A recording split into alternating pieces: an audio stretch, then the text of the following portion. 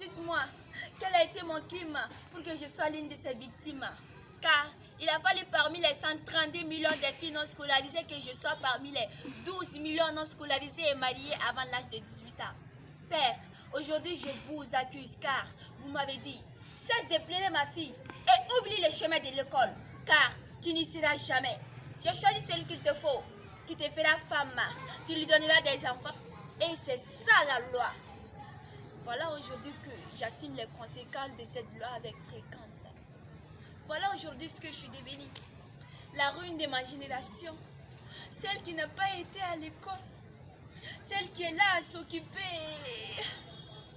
Oui, je suis là à m'occuper des tâches ménagères au lieu de m'occuper de mes tâches scolaires. De prendre part au débat politique, de défendre mes intérêts spécifiques.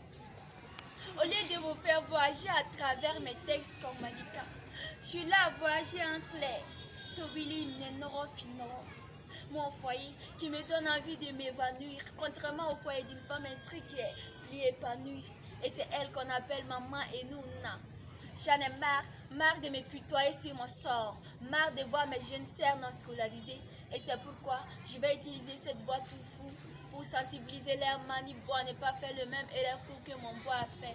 Car, comme toutes les autres filles, moi mon rêve était de devenir actrice comme la Donia. Slamée, chanteuse, doctoresse, maîtresse. Chère main, cher bois, c'est vrai que les scolarisations demandent des frais de scolarité, mais elles les permettraient à mieux arriver à générer plus de profits. Elles pourront se protéger contre les maladies et les infections sexuelles. Elles pourront gérer l'espacement des naissances, contrairement à moi qui, pendant 5 ans de mariage, a déjà 4 gosses. C'est elles qui sont les moins touchées par la mortalité prénatale et néonatale. Tel n'a pas été le cas de ma grande sœur. Que son âme repose en paix. N'avez-vous pas pris part de l'existence d'Ellen Johnson, la présidente de Libéria, celle qui a fait 12 ans et 6 jours au pouvoir, que beaucoup d'hommes n'ont pas eu ce pouvoir. Elle a même gagné le prix Nobel en 2011. Ne voulez-vous pas voir votre fille chérie à la place de cette belle dame? Cette dame qui nous dit, quand on est dit qu'un garçon, on nourrit sa famille. Mais quand on est dit qu'une fille, c'est toute une nation qu'on éduque. Ne voulez-vous pas prendre part du développement de cette nation-là? On ne parviendra à transformer profondément et durablement les sociétés. Et là, on ne parviendra à réduire considérablement et durablement la pauvreté.